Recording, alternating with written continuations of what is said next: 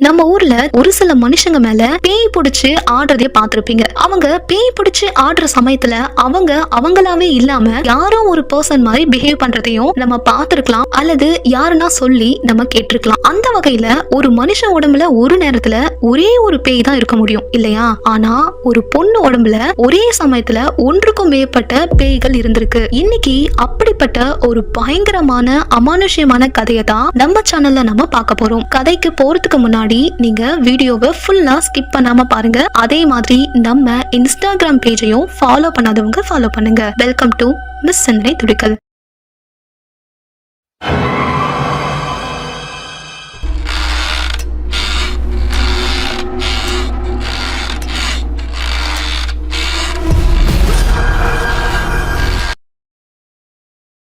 Germany நாட்டுல ஒரு husband and wife வாழ்ந்துட்டு வராங்க.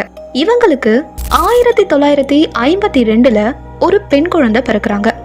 அதுக்கப்புறமா இவங்களுக்கு இன்னும் 3 பெண் குழந்தை பிறக்குறாங்க. இப்போ இந்த ஃபேமிலியில டோட்டலா 6 பேர் இருக்காங்க. இவங்க பாத்தீங்கன்னா கடவுள் மேல ரொம்பவே நம்பிக்கை இருக்கக்கூடிய ஒரு ஃபேமிலி. இவங்க ஒரு கிறிஸ்டியன் ஃபேமிலி.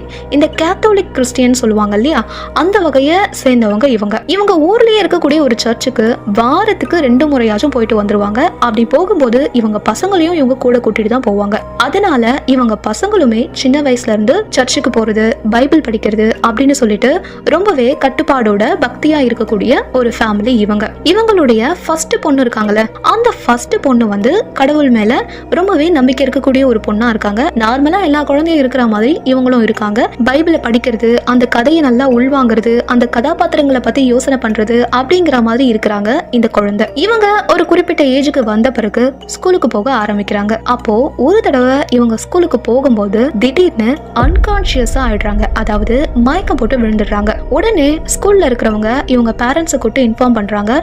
இந்த பொண்ணை வீட்டுக்கு கூட்டிட்டு போயிடுறாங்க.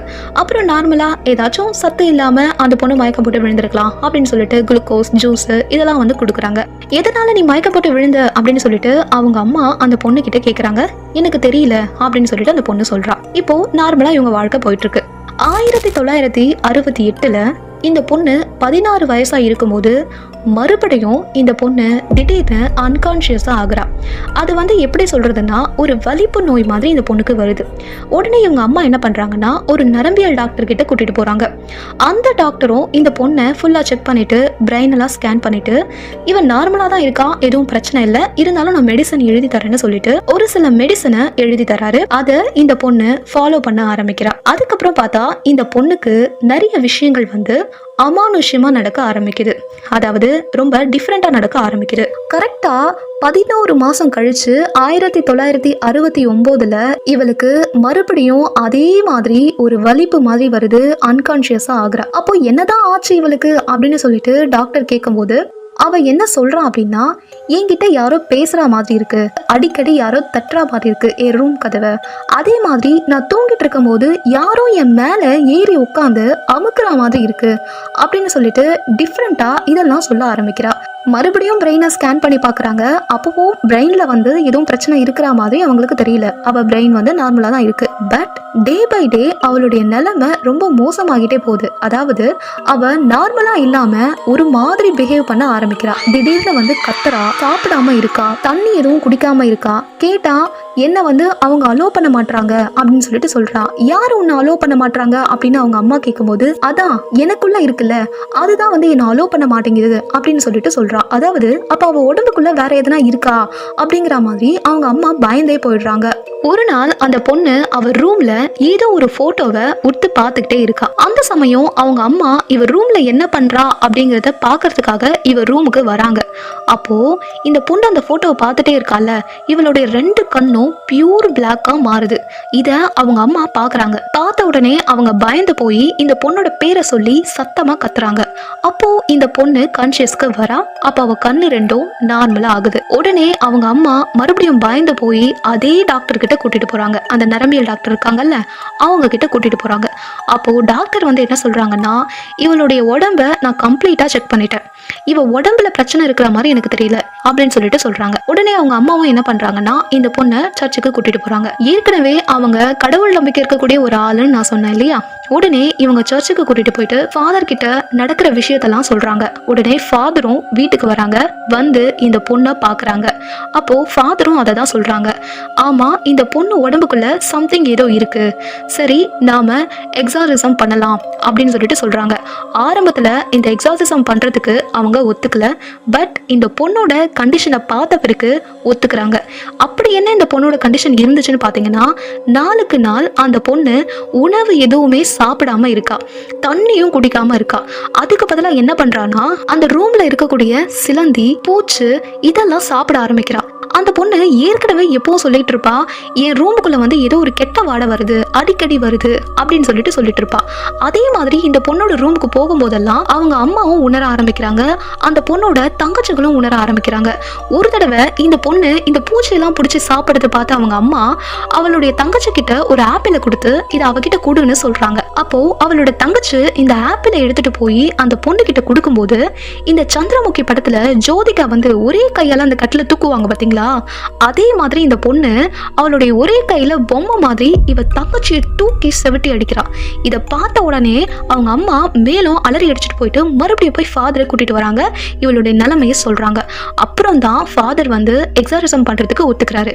எக்ஸாரிசம் அப்படின்னா பேய் ஓட்டக்கூடிய ஒரு மெத்தட். 1973 அந்த காலகட்டத்தில் பார்த்தீங்கன்னா இவளோட நிலைமை ரொம்பவே மோசமாகி போகுது.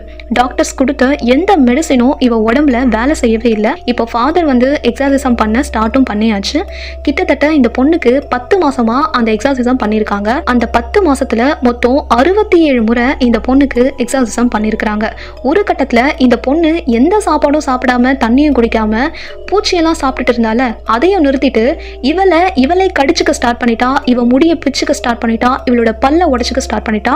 ரொம்ப அகோரமா இவளுடைய முகமும் உடம்பும் மாற ஆரம்பிச்சிச்சு. 23 வயசா இவ இருக்கும்போது இவளோட எடை பார்த்தீங்கன்னா வெறும் 30 கிலோ தான் இருந்துச்சுன்னு சொன்னா உங்களால நம்ப முடியுமா? அந்த அளவுக்கு இந்த பொண்ணுக்கு வெயிட் லாஸ் ஆயிருக்கு. ஏன்னா அவதான் எதுவுமே சாப்பிடல. பத்தாததுக்கு இந்த பொண்ணுக்கு அந்த பேய் ஓட்டுறாங்கல்ல, பேய் ஓட்டும் போது இந்த பொண்ணு பேசும்போது அதை ஆடியோவா ரெக்கார்ட் பண்ணி வச்சுக்கிறாங்க அந்த ஃபாதர்ஸ். அந்த ஆடியோவை கேட்கும் போது பாத்தீங்கன்னா இந்த பொண்ணோட குரலுக்கும் அவ பேசுற குரலுக்கும் சம்பந்தமே இல்லாத மாதிரி இருக்கு.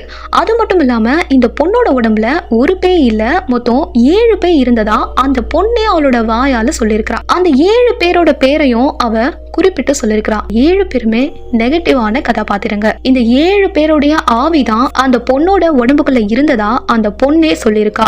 1976 இந்த பொண்ணுக்கு 23 வயசா இருக்கும்போது இந்த பொண்ணு இறந்தே போயிடுறா. அதுக்கப்புறமா ஜெர்மனி போலீஸ் வந்து இந்த பொண்ணு இறந்து போனதுக்கு இவங்க அப்பா அம்மாவும் அந்த பேய் ஓட்டின ஃபாதர்ஸும் தான் காரணம்னு சொல்லிட்டு கேஸ் ஃபைல் பண்ணி நீதிமன்றத்தில் ஆஜர் பண்ணுறாங்க. அதுக்கப்புறமா ஜட்ஜு ஆரம்பத்தில் உங்களுடைய இந்த நம்பிக்கை தான் வந்து இந்த பொண்ணுடைய உயிரையே காவு வாங்கிடுச்சு, அதனால அவன் இறந்ததுக்கு முழுக்க முழுக்க நீங்கள் தான் காரணம் அப்படின்னு சொல்லிட்டு அவங்க பேரண்ட்ஸ் மேலேயும் ஃபாதர்ஸ் மேலேயும் கேஸ் போட்டு தண்டனை கொடுக்குறாங்க. ஆனால் அதுக்கப்புறமா நீதிமன்றம் இவங்களை மன்னிச்சு விட்டுடுறாங்க. ஏன்னா அவங்க பொண்ணு இறந்ததே அவங்களுக்கு வந்து ஒரு தண்டனை அப்படிங்கிற மாதிரி சொல்லி இந்த ஃபேமிலியை மன்னிச்சு விட்டுறாங்க. இந்த கதை உண்மையாகவே நடந்த ஒரு கதை. 2005 தி எக்ஸார்சிசம் ஆஃப் எமிலி ரோஸ் அப்படின்னு ஒரு ஹாலிவுட் படம் வெளியாயிருக்கும். இந்த படம் வந்து பார்த்தீங்கன்னா நான் சொன்ன இந்த பொண்ணோட கதையை மூலமாக வச்சு எடுக்கப்பட்ட கதை தான். இந்த பொண்ணு யாருன்னு பார்த்தீங்கன்னா அனலிஸ் மைக்கேல். இப்போவும் நீங்கள் கூகுளில் யூடியூப்பில் தேடி பார்த்தீங்கன்னா இந்த பொண்ணை பற்றின நியூஸ் வரும். அதே மாதிரி இந்த பொண்ணு பேய் ஓட்டும் போது பேசினதா சொல்லக்கூடிய ஆடியோவையும் உங்களால் கேட்க முடியும். இந்த கதையை பற்றி நீங்கள் என்ன நினைக்கிறீங்க? உண்மையாகவே இந்த பொண்ணு இறந்து போனதுக்கு காரணம் இவளுடைய மனதில் ஏற்பட்ட நோயா இருக்குமா, இல்லை இவ உடம்புல இருந்ததா சொல்லக்கூடிய பேயா இருக்குமா? எதுவா இருந்தாலும் மறக்காம கமெண்ட் பண்ணுங்க. உங்களுக்கு இந்த வீடியோ பிடிச்சிருந்ததுன்னா லைக் பண்ணுங்க, உங்க ஃபேமிலி அண்ட் ஃப்ரெண்ட்ஸுக்கும் ஷேர் பண்ணுங்க. மறக்காம நம்ம சேனலை சப்ஸ்கிரைப் பண்ணுங்க. அப்படியே நம்ம இன்ஸ்டாகிராம் பேஜையும் ஃபாலோ பண்ணுங்க. நன்றி.